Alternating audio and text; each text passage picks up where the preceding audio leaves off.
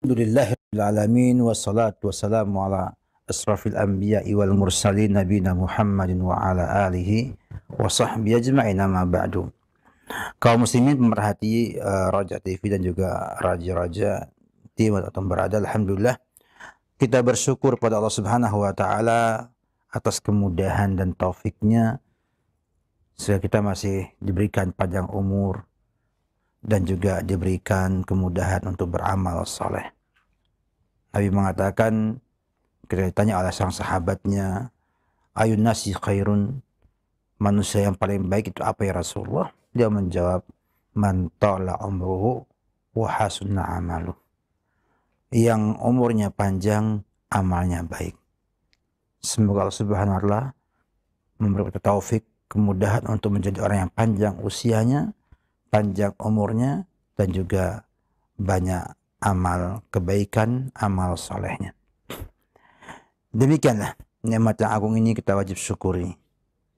Ya, kita pertahankan semaksimal mungkin dengan terus memohon kepada Allah Subhanahu wa taala taufiknya, dengan terus berdoa kepada Allah Subhanahu wa taala agar supaya kita dimudahkan terus untuk mengisi sisa usia kita ini dengan ilmu yang manfaat dan amalan soleh. Karena doa inilah yang akan membawa kita menjadi orang yang bertakwa. Dan takwa adalah sebaik-baiknya bekal kita menghadap Allah Subhanahu wa taala. Tazawwadu fa inna khairal jadi taqwa. Ya. Berbekallah kalian. Sesungguhnya bekal yang paling baik adalah takwaan kepada Allah Subhanahu wa taala. Oleh karena itu, marilah kita manfaatkan waktu yang tersisa dari usia kita ini dengan memperbanyak belajar, memperbanyak amal soleh dalam setiap kesempatan kita. Alhamdulillah, pada pagi berbahagia ini kita akan membahas kelanjutan daripada pembahasan sebelumnya terkait dengan memilih pasangan suami istri. Ya, yang kita sampaikan terdahulu tentang hal-hal yang bersangkutan dengan hal tersebut, dan tentunya setelah punya data yang lengkap, sudah melihat orangnya, kenal orangnya, maka langsung menuju pada sebuah proses namanya lamaran atau khitbah. Ya, di mana seorang laki-laki menyampaikan keinginan untuk menikahi sang wanita, baik secara langsung, sharih, jelas, ataupun dengan sindiran. Para ulama rahimahullah ta'ala menyampaikan tentang hukum khitbah ini, hukum lamaran ini dalam Islam. Ya. Ada dua pendapat ulama dalam masalah ini. Yang pertama mengatakan tidak wajib, hukumnya hanya sunnah. Inilah madhabnya jumhur ulama, madhabnya umumnya para ulama rahimahullah ta'ala.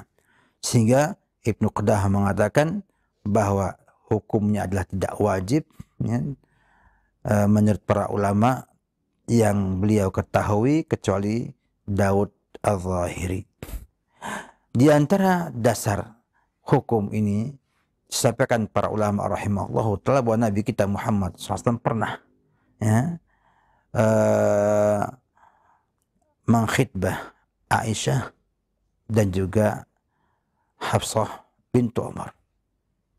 Artinya Nabi melakukan hal tersebut dengan melamar kepada kedua orang tuanya, ya, Aisyah dan juga Umar ibn Khattab ketika meminang Hafsah. Dan yang tidak mewajibkan itu ada pada riwayat di mana ada seorang wanita yang menyampaikan ingin dinikah oleh Nabi kita Muhammad SAW. Ketika mengatakan, ya Rasulullah, alaka hajatun ilayya, apakah engkau punya hajat untukku menikah denganku? Nabi melihat sang wanita, kemudian Nabi tidak berhasrat untuk mengambilnya sebagai istrinya. Kemudian ada seorang laki-laki sahabat Nabi yang mengatakan, ya Rasulullah, zawajniha, ya, nikahkanlah aku dengan wanita tersebut. Maka kemudian ditanya oleh Nabi apa yang dimiliki dia. Dia mengatakan hanya punya satu pasang baju yang digunakan tersebut.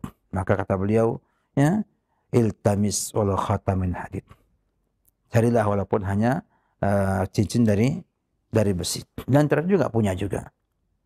Dan akhirnya Nabi menanya, apakah kamu punya Al-Quran?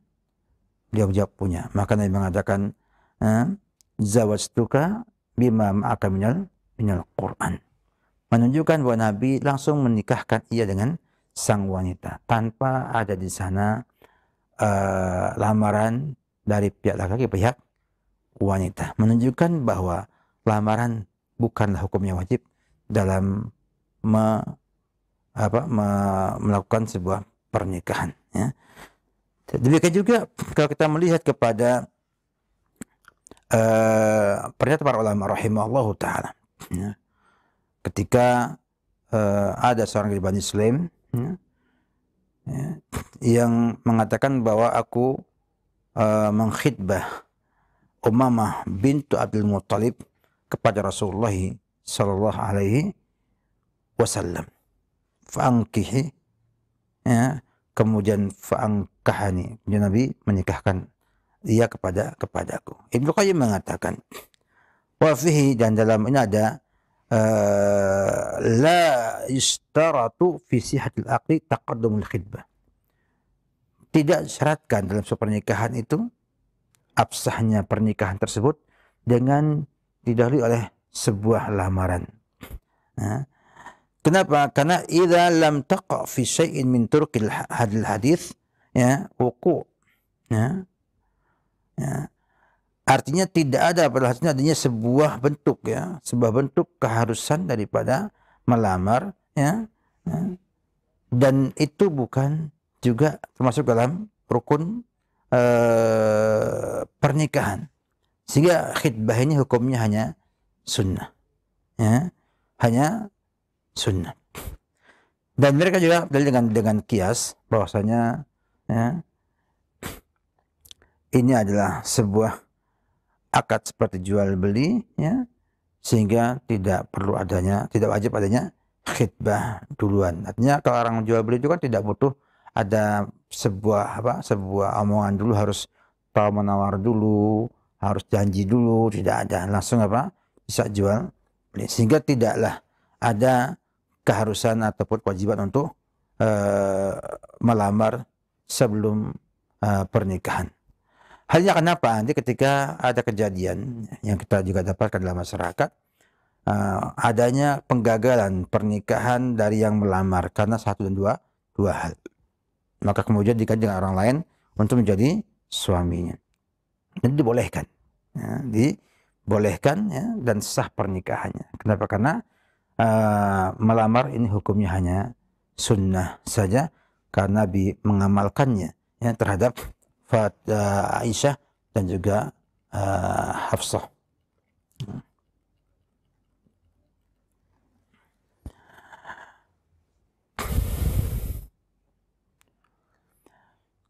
Sehingga khidbah ini hanyalah wasilah, ya, hanyalah wasilah, ya, di mana seorang laki-laki yang ingin menikahi seorang wanita mengajukan sebuah lamaran ataupun keinginannya disampaikan kepada sang wanita bahwa ia akan menikahinya atau memilihnya menjadi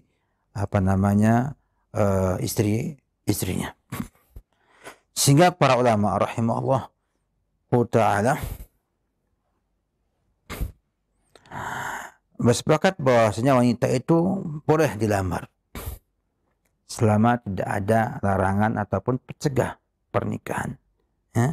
Sehingga boleh melamar dengan cara langsung mengatakan saya ngelamar Anda untuk menjadi istri saya, atau dengan sindiran, dengan lafaz yang menunjukkan bahwa ia ingin melamar tapi tidak dengan bahasa melamar, ya, atau dengan bahasa menginginkannya atau yang lainnya. Artinya semua lafaz yang menunjukkan adanya keinginan untuk mengambilnya sebagai istri, ya, baik dengan cara yang jelas saya melamar kamu atau dengan bahasa yang lainnya, itu tidak ada permasalahan sama sekali, ya.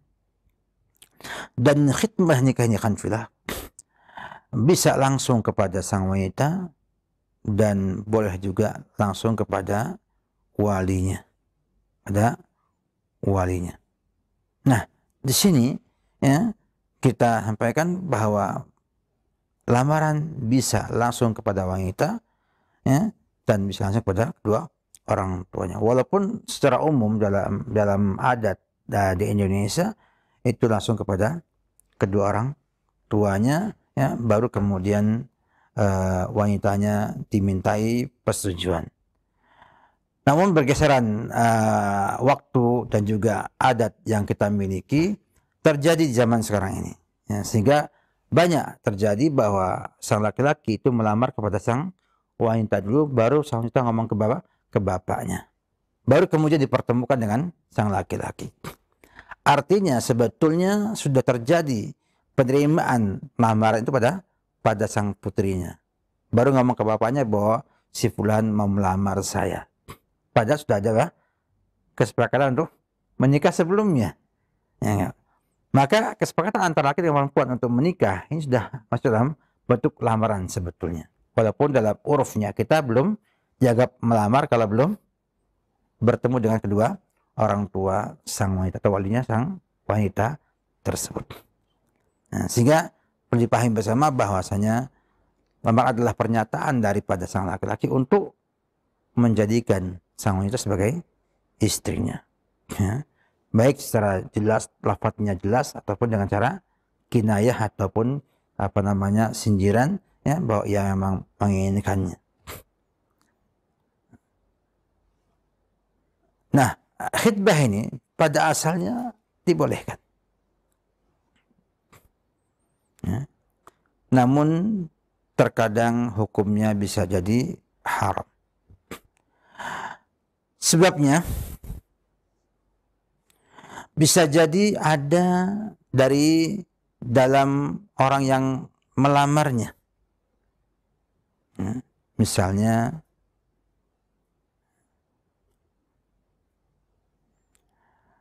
masih ada hubungan mahram. Sehingga ada larangan khitbah mahram dengan mahram lainnya. Atau dia itu ada pada yang dilamar, ya, ya. Karena ada di sana pencegah pernikahan yang ada pada sang wanita. Misalnya, ya, dia masih dalam masa iddah. Ya.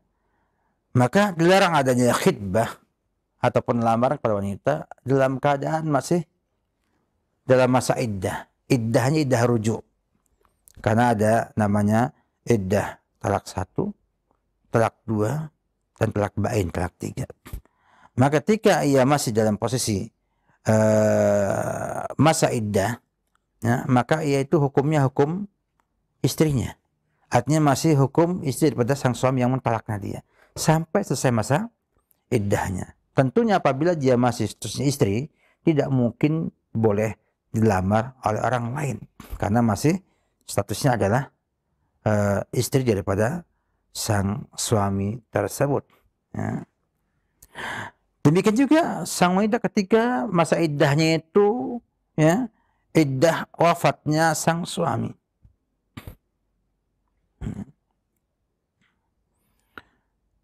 Ia ditinggal mati oleh sang suami. Ya.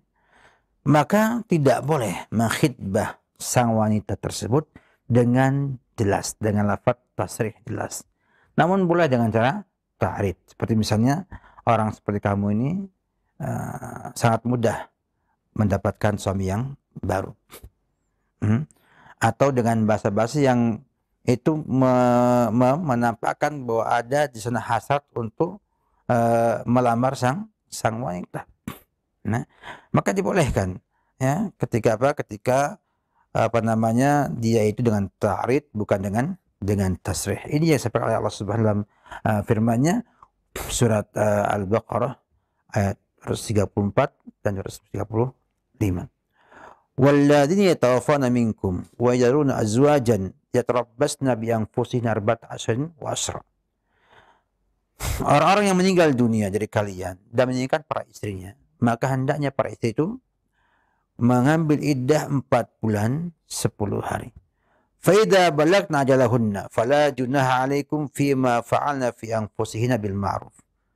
Dan jika telah selesai masa menunggunya tersebut, maka tidak mengapa kalian untuk berbuat, untuk melamarnya dan menikahinya dengan ma'ruf. Wallahi ma ta'maluna khabir. Dan Allah itu Maha mengetahui apa yang kalian lakukan. Wala junaha alaikum fima aradtum bihi min khitbatin nisa au aknantum fi anfusikum. Tidak mengapa bila antum itu aradtum bihi, memberikan sindiran kepada sang wanita. Ya. Jangan terlalu bersedih. Masih banyak orang yang bisa menggantikan suami kamu yang meninggal dunia tersebut. Nah, tapi tidak ada bahasa yang sorry, yang jelas bahwa ia mau melamar sang wanita. Ya. Min khitbatin nisa. Ya, au aknantum fi anfusikum, atau sembunyikan hati kamu. Sembunyikan dalam hati kita, ya. Nanti begitu selesai masanya baru menyampaikan lamarannya. Menunjukkan bahwa dibolehkan bagi wanita yang masa iddahnya karena meninggal suaminya untuk dilamar secara sindiran. Artinya dibuat bahasa-bahasa di mana membagikan sebuah opini, ya, bahwa di sana ada harapan untuk mendapatkan pengganti dari suaminya tersebut. Ya. Ini dari nas Al-Quran ini jelaskan bahwasanya, ya,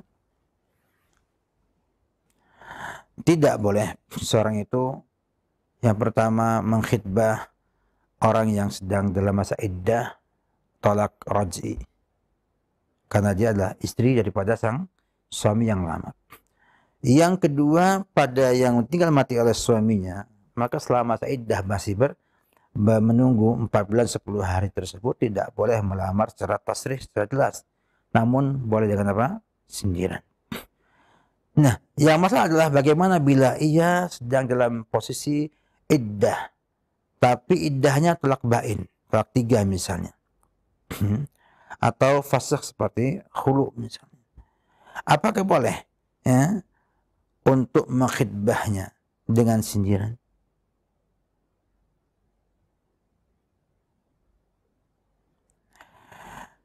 Ada dua pendapat para ulama rahimahullah. Yang pertama mengatakan bahwa orang wanita yang sedang masa iddah dengan talak bain, yang bainunatus sughra, yang fasakh, ya, karena mungkin khulu atau yang lainnya, yang sifatnya itu bainnya bain sughra, di mana sang suami masih boleh menikahi dia selesai masa menunggunya. Artinya tidak mengharamkan apa? Mengharamkan suami untuk menikahi perempuan yang sudah khulu. Maka tidak boleh mengkhitbahnya secara jelas dan juga sindiran dalam masa iddah tersebut. Ini pendapatnya mazhab Al-Hanafiyah.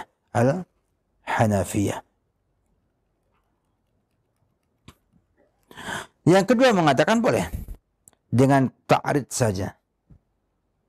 Nah, boleh dengan sindiran saja pada lamaran perempuan yang masa iddahnya bukan rujuk, bukan bukan talak raj'i. Baik itu ditinggal mati oleh suaminya, atau karena nikah syubhah, atau karena perpisahan tolak bain, ya, tolak apa? Bain, atau dengan fasakh, ya. Inilah pendapat jumhur ulama dari 3 madhab yang terkenal, madhab Malikiyah, Syafi'i, dan juga Al-Hanabilah. Di sini kita lihat bahwasanya Allah Subhanahu wa taala tidak menjelaskan tentang talak bain, hanya menjelaskan tentang talak raj'i dan talak karena meninggalnya sang suami. Nah, talak yang dengan suami ini, suami meninggal dunia ini, kan itu artinya dia itu nggak mungkin bersatu kembali. Maka yang talak bain dikiaskan kepada orang yang tinggal mati oleh suaminya, sama-sama berpisah dan tidak bisa berkumpul kembali, sehingga dibolehkan dengan cara ta'rid, sindiran, dan tidak boleh secara apa? Secara at-tasrih, secara tasrih. Yang kedua, bahwasanya kekuasaan sang suami yang menceraikan dengan cerai talak bain ini tidak ada karena dia sudah lepas daripada ikatan pernikahan. Nah, sehingga otomatis orang lain boleh untuk menyampaikan dengan sindiran, ya, untuk melamar sang wanita tersebut. Sehingga sang wanita itu ketika masa iddah bisa berpikir, ya, ketika suami yang pertama yang menceraikan yaitu untuk maju, ya, dia bisa menolak karena sudah dapat bahwa ada orang yang memang punya sinyal mau menikahi setelah masa iddahnya selesai. Dan ini lebih rajih, wallahu alam bisawab. Demikian beberapa hukum ya berkenaan dengan apa, dengan lamaran ini. Yang jelas lamaran itu adalah perkara yang sunnah, ya, tidak wajib dan juga tidak mempengaruhi keabsahan sebuah pernikahan. Sehingga apabila didapatkan nanti ada orang yang datang langsung dinikahkan pun tidak ada masalah tanpa ada lamaran kepada wanita atau kepada orang tuanya. Namun tentunya lebih baik kita mengamalkan yang sunnah dan juga yang urufnya berlaku di negara kita ini bahwa pernikahan dengan lamaran. Wabillahi taufik. Ya, barakallahu fikum wa jazakallahu khairan. Terima kasih atas bimbingan dan pelajaran yang telah disampaikan di kesempatan pagi hari ini. Semoga mendapatkan taufik dari Allah Subhanahu wa taala untuk kita bisa mengamalkan ilmu tersebut dalam rangka kita mendapatkan pasangan hidup yang baik, baik yang soleh maupun yang solehah. Silahkan bagi Anda yang ingin bertanya seputar pembahasan ini, ada beberapa waktu menit ke depan bagi Anda yang ingin bertanya secara langsung kepada Ustadz. Halo. Pertanyaan dari pesan singkat dari hamba Allah. Assalamualaikum warahmatullahi wabarakatuh, Ustaz. Assalamualaikum. Ustaz, ketika sudah saling suka antara laki-laki dan perempuan, kemudian sang laki-laki datang ke pihak perempuan dengan mengkonfirmasi sebelumnya ingin melamar, dan terjadi pertemuan dua keluarga. Disitulah terjadi pembicaraan tawar-menawar tentang prosesi, tentang penyerahan dan lain sebagainya. Ada sesuatu hal yang menyebabkan lamaran ini jadi sedikit agak kurang cair atau kurang nyaman dari persyaratan-persyaratan yang disampaikan. Nah, bagaimanakah kita menyikapi agar terjadi kesepakatan di dalam lamaran tersebut? Silakan. Ya. Jadi memang ada hak dari dua belah pihak untuk bernegosiasi, ya. Artinya dalam artian bahwa seorang yang akan menikah tentunya memiliki visi misi tertentu, punya keinginan tertentu. Jika juga sang wanita pertama, ya, ingin mendapatkan yang paling maslahat untuk sang wanita atau untuk keluarga sang wanita. Sehingga akhirnya semua menyampaikan syarat atau menyampaikan permintaan-permintaan yang memang kadang-kadang membuat suasana lebih kaku atau tidak mencair. Artinya tidak mudah untuk ada kesepakatan antara dua belah pihak. Sehingga pentingnya Anda membawa kerabat Anda, orang tua ataupun family yang mampu bicara baik dan enak. Sehingga akan memudahkan proses kita dalam membuat kesepakatan antara dua belah pihak. Misalnya menentukan hari pernikahan, ada yang pengen hari Jumat, ada yang pengen hari Ahad, dan yang lain sebagainya. Dengan banyak pertimbangan-pertimbangan. Mungkin kalau hari Minggu, hari Ahad kan libur, sehingga mungkin kan aja undangan bisa mudah datang ke tempat walimatul urusnya. Atau mungkin hari Jumat sore, kan sama juga, itu sudah pada libur juga, walaupun sebagiannya yang shift siang atau shift siang, ya, itu nggak bisa datang. Makanya ada negosiasi antara kedua belah pihak. Maka sekali baiklah kita sebagai seorang muslim berusaha untuk mudah. dicari yang termudah, yang terbaik, yang bisa disepakati bersama oleh dua belah pihak. Kan tentunya lebih nyaman bila Anda menikah dengan kesepakatan bersama ketimbang apa? Dengan pemaksaan satu pihak dalam hal ini. Jadi upayakan sikapi dengan baik bahwa itu semua adalah bagian dari proses yang harus dilalui oleh kita untuk mengetahui ya kira-kira keluarga pasangan kita ini bagaimana, sehingga nanti kita bisa ke depannya ya menyikapi dengan baik semua yang ada dalam keluarga istri kita tersebut. Karena kita menikah bukan hanya dengan sang wanita saja hubungannya, namun juga dengan dua keluarga besar ya, mertua dan juga orang tua kita. Sehingga dengan adanya negosiasi ini akan mendapatkan sebuah kelebihan, saya lihat ya, adanya tambahan pengetahuan kepada Anda tentang kondisi keluarga sang istri. Apakah tipenya ada ahlud dunia, artinya semuanya berpikir apa? Bagaimana uang dan uang, atau dia itu orang yang ahli agama yang berpikir adalah akhlaknya Anda dan bagaimana agamanya Anda. Sehingga kalau itu kenapa nanti dalam menyikapinya setelah pernikahan. Kalau dia itu ahlu dunia, maka Anda bisa mendakwahi mereka dengan harta yang dimiliki, dengan memberi sambil mendakwahkan mereka untuk kembali kepada agama yang benar. Kalau ternyata calon keluarga besar itu adalah orang-orang yang memang sedang agama, lebih mudah Anda untuk bicara tentang syariat sama mereka, sehingga nanti akan muncul sebuah nego yang cukup baik, dan ini menunjukkan Anda akan jadi diuji di awal sebagai pemimpin bagaimana memecahkan masalah dan bagaimana bernegosiasi yang baik dengan orang lain, sehingga mudah-mudahan akan terbentuk kemampuan berkomunikasi yang nanti akan bermanfaat untuk Anda di pernikahan Anda. Jadi Anda harus bersikap positif bro, positif apa? Thinking ya, bahwa mereka ini memang seperti itu, untuk memberi penjelasan kepada kita bagaimana keadaan mereka sesungguhnya, dan itu saya lihat cukup bagus kalau Anda mau memanfaatkan untuk bisa bersikap benar ketika telah menikah dengan sang istri. Wallahu a'lam bishawab. Barakallahu fikum. Selanjutnya kami bacakan kembali dari Ibrahim di Sidoarjo, Jawa Timur. Ustadz, bagaimana hukumnya menikahkan wanita yang hamil di luar nikah dengan calon pasangannya yang tentu yang menghamilinya, dengan maksud hal ini untuk menutupin aib, khususnya aib keluarga, karena ini kalau ketahuan sama masyarakat menjadi yang membuat aib keluarga. Silakan. Sebetulnya yang kita sayangkan adalah niatnya tersebut. Harusnya bukan itu yang berniat, adalah menyelamatkan kedua-duanya. Artinya mengajak keduanya untuk tobat kepada Allah Subhanahu wa Ta'ala dulu.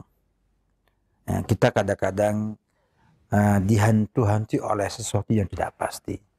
Apakah benar bila tidak dinikahkan kemudian akan timbul aib ya, yang membuat muka kita jadi coreng-coreng? Belum tentu. Ya. Belum tentu. Tapi yang jelas bahwa menyelamatkan keduanya ini itu yang terbaik. Selamatkan mereka, suruh taubat kepada Allah Subhanahu wa Ta'ala, agar ia kemudian mau kembali kepada kebenaran. Karena apalah manfaatnya dinikahkan ketika itu kemudian bercerai lagi setelah itu. Artinya hanya untuk semata-mata menyelamatkan muka orang tua yang sudah berbuat salah sebelumnya. Kenapa saya katakan orang tua salah? Karena tetap itu kan hasil ya, akibat daripada orang tua yang tidak memberikan pendidikan yang baik kepada sang anaknya atau tidak menjaga dengan baik. Maka resikonya kita membuat anak bebas memilih pasangannya, bebas untuk berpacaran, bebas untuk gaul dengan semua orang. Itu berisiko sekali untuk muncul apa? Perzinahan. Dan kalau ada perzinahan, resiko hamil itu satu hal yang apa? Logis ya. Logis, artinya kalau sudah sampai ada hubungan seksual ya, maka logisnya akan ada resiko hamil. Nah, kita jangan sampai karena menanggung resiko tersebut akhirnya menghalalkan segala cara. Maka niatnya dirubah dulu, bukan untuk nutupi aib. Nah, kita sebagai muslim ini apabila memang aib kita miliki ya kita terima, kita perbaiki. Ya. Artinya kita perbaiki aib tersebut. Supaya apa? Supaya nanti jadi kebaikan kita. Jangan kita itu berusaha tutup aib, kemudian tidak berpikir kepada masalah yang lebih besar lagi. Jadi yang saya ingin sampaikan bahwa kita jangan takut aib kita, ya, orang tahu. Tapi yang lebih parah adalah kita nutupi aib tanpa ada perbaikan. Ya. Maksud saya itu kita emang wajib ya nutupi aib, itu wajib. Nah, karena apa? Karena kita pengen yang tahu hanya Allah Subhanahu wa Ta'ala saja ya. Tapi tidak berarti bahwa kita tahu itu aib bagi kita semua, kita kemudian hanya nutupi aib itu semata tanpa memperbaiki. Sehingga cuman masyarakat nggak mengecam saja, tapi juga ketahuan juga akhirnya. Karena orang hitung juga kalau sudah hamil 3 bulan, kemudian 4 bulan kemudian kok lahir, dipertanyakan kok bisa lahir 4 bulan setelah pernikahan. Jadi sebetulnya tidak menutup aib, ya. Tidak menutupi aib secara apa, teori Anda kalau dinikahkan sudah hamil dinikahkan, kemudian usia hamilnya itu belum 9 bulan sudah lahir, ya normal, ya enggak, maka orang mempertanyakannya kok bisa baru nikah 4 bulan sudah punya anak yang keluar dari kandungannya. Kan sama aja, nggak ke tutupi aibnya. Tapi kalau kita kemudian memperbaiki dulu, mereka dipanggil, mereka disuruh bertobat kepada Allah Subhanahu wa Ta'ala dan disuruh belajar agama, kemudian baru berpikir apa yang terbaik. Apakah yang terbaik adalah dinikahkan atau nanti nunggu lahir dinikahkannya. Kalau secara hukum jelas bahwasanya ada beda ulama dalam masalah ini. Ya, yang rajul alam bisawab dari semuanya adalah sah pernikahannya, tapi tidak digauli sampai melahirkan anak tersebut, ya, sampai melahirkan anak tersebut. Ini yang saya pandang lebih rajih dalam pendapat para ulama rahimahullah. Walaupun Ibnu Qayyim dan juga Taimiyah mengatakan wajib bertobat dan suruh menunggu sampai lahir baru dinikahkan keduanya. Jadi ingat ya, tujuannya walaupun hukumnya secara hukum itu masih dibolehkan untuk menikahkannya, tapi ingat tujuannya jangan nutup aib, sebab itu nggak ketutupan juga, aib akan tampak juga, ya, tapi diperbaiki, sehingga perbaikan yang utama adalah perbaikan. Bagaimana anak itu kemudian sadar ia telah berbuat dosa besar, mau bertobat. Nah, kalau sudah tobat, dia nggak ngulangi lagi. Yang kedua, dia harus belajar lagi agama agar dia bisa menjaga anaknya ke depan. Sebab anak ini juga butuh penjagaan. Butuh penjagaan dari kedua orang tuanya. Ya. Anak yang lahir dari dua pernikahan itu butuh penjagaan dari kedua orang tuanya agar mereka itu dibina dengan agama yang baik. Ya. Sehingga kalau dengan agama yang baik nanti dibinanya, orang tua juga menjadi orang yang soleh juga setelah itu, maka subhanallah, ya, Allah Subhanahu wa Ta'ala akan menghapus keburukan, ya, orang yang bertobat kepada Allah Subhanahu wa Ta'ala. Jadi yang diutamakan adalah bagaimana keduanya bertobat dulu, baru berpikir untuk menikahkannya, bukan karena tipe aib, tapi untuk agar keduanya ini bisa istiqomah di atas kebaikan dan amal soleh. Tidak istiqomah dalam keburukan dan perzinahan yang ada. Wallahu alam bissawab. Ustaz, terima kasih atas jawaban dan nasihatnya, semoga bermanfaat. Selanjutnya kami akan bacakan kembali dari pesan singkat dari hamba Allah yang bertanya. Assalamualaikum warahmatullahi wabarakatuh, Ustaz. Ana mau bertanya soal kebiasaan yang namanya tunangan. Apakah hukum tunangan dalam Islam? Mohon penjelasannya, Ustaz. Syukron. Pertunangan yang saya pahami adalah pengikatan, ya, pengikatan antara laki-laki dan perempuan untuk jenjang pernikahan. dan dia bukan pernikahan. Bukan pernikahan. Dengan banyak kejadian yang ada, orang sudah tunangan tetap masih tidak menikah, kan gitu. Artinya dia itu ibarat seperti lamaran sebetulnya. Seperti lamaran, tapi dilaksanakan dengan cara yang lainnya, yang kesannya bahwa sudah pasti akan jadi suami istri. Ini termasuk memastikan yang belum pasti. Ya, dan itu nggak baik. Nggak baiknya yang pertama, tidak ada dalam Islam hal tersebut. Yang kedua, membuat hubungan keduanya bebas. Ya, bahkan dikhawatirkan akan ada perzinahan karena sang perempuan sudah merasakan ia sebagai bakal suami yang 90% akan jadi suaminya, sehingga dia bisa lebih bebas ya dari hubungan yang berbahaya tersebut. Merasa aman dalam hal ini. Yang ketiga juga akan membuka pintu syaitan untuk menggoda mereka. Ya, sehingga akan muncul ketergantungan hati dan harapan kepada sang laki-laki. Dan akhirnya apabila ada hal-hal yang tidak diinginkan, sulit untuk kalau sampai gagal karena hal, maka akan muncul sakit hati yang cukup hebat. Tunangan kok nggak jadi. Oleh karena itu, harapan kita sebagai kaum muslimin, ambillah petunjuk Islam. Lamaran selesai, ada kesepakatan menikah, segera dinikahkan. Kenapa? Karena untuk menjaga hal-hal yang tidak diinginkan. Bil khusus di zaman sekarang ini, di mana orang tua tidak mungkin bisa membatasi pergaulan mereka. Setelah lamaran, kemudian pertunangan, maka susah orang tua akan membatasi hubungan mereka. Ketika mau dilarang kan sudah tunangan.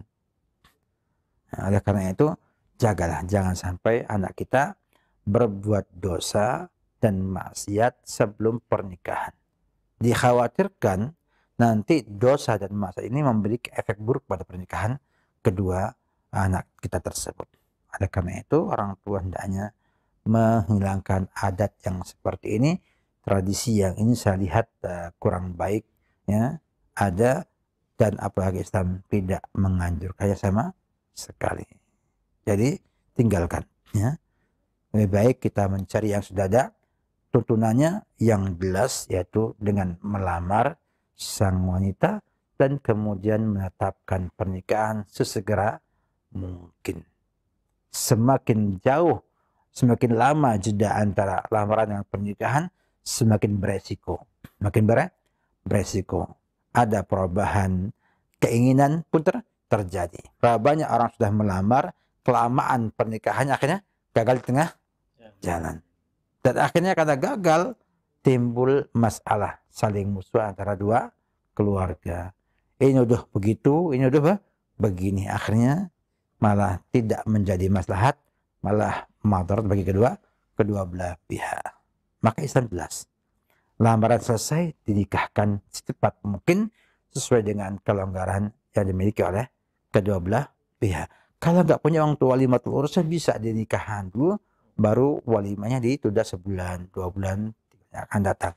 Sehingga itu pun kemudahan dari Islam terjadi. Sehingga ketika sampaikan pernikahan, bahwa saya telah menikah pada tanggal sekian, bulan sekian di KUA dengan resmi, sehingga orang tahu ya, bahwa oh ternyata pernikahannya setengah tahun setelah dia menikah. Kemudian kok 3 bulan kemudian melahirkan anak, juga nggak curiga. Kenapa? Karena sudah 4 tambah 3 sudah 7 bulan, sudah mungkin orang akan lahir dalam hal ini.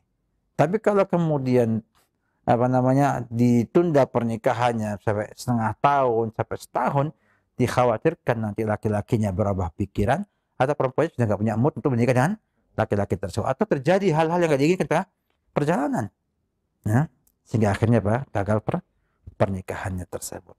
Maka bagus adalah amalkan Islam, lamaran, kemudian diusahakan untuk membuat pernikahan sesegera mungkin. Kalau emang nggak mampu langsung besar pernikahannya, maka mungkin dengan pernikahan kecil-kecilan dengan KUA, kemudian baru mengadakan ketika longgar hartanya untuk diwalimah uruskan yang lebih besar. Wabillahi taufik. Baik, Ustaz, terima kasih atas jawaban juga nasihat yang telah disampaikan. Karena terbatasnya waktu pertemuan kita di kesempatan pagi hari ini, sebelum kami akhiri, mohon ikhtitamnya, Ustaz. Alhamdulillah. Nggak terasa ya waktu kita berjalan dengan sangat cepat sekali. Kita hanya mengucapkan syukur dan terima kasih kepada teman-teman ya di Roja dan juga para pemirsa, para pemerhati Roja di mana tempat berada. Yang jelas kita harus berusaha untuk lebih bertakwa Subhanahu wa taala. Lebih banyak belajar lagi ya, dan berusaha untuk mengamalkan Islam semampu kita di saat-saat seperti ini di mana orang-orang memusuhi kebenaran dengan sangat hebat sekali dan orang berusaha untuk membuat kamuflase ya, sehingga yang benar dibalik dari kayaknya salah, yang salah dibungkus kayaknya paling benar ya. Menuduh orang ya, sembarangan padahal dia adalah pelakunya sendiri, atau bahasa maling teriak maling. Itu sudah jadi hal yang biasa di zaman sekarang ini. Dusta, bohong sudah jadi kebiasaannya di banyak orang. Maka tidak ada lagi kita kecuali semakin semangat untuk belajar agama dan semakin semangat untuk beramal dengan ajaran Nabi kita Muhammad SAW. Yakinlah dengan terus berdoa sama Allah, dimudahkan untuk bisa jadi hamba yang saleh dan belajar terus agama ini dan berusaha mengamalkannya. Allah akan berikan taufik kepada kita untuk bisa jadi hamba Allah yang saleh dan salehat, yang diharapkan bisa memberikan keberkahan bagi kita, keluarga, dan juga bangsa Indonesia ini. Mari kita berjuang. Selamat bagi yang sudah berjuang dan yang belum semangat untuk berjuang kembali. Kenapa? Inilah dunia. Butuh perjuangan kita untuk bisa menempuh yang terbaik dan ada di atas jalan yang terbaik. Demikian mohon maaf kekurangan yang ada. Wabillahi taufik. Assalamualaikum warahmatullahi wabarakatuh.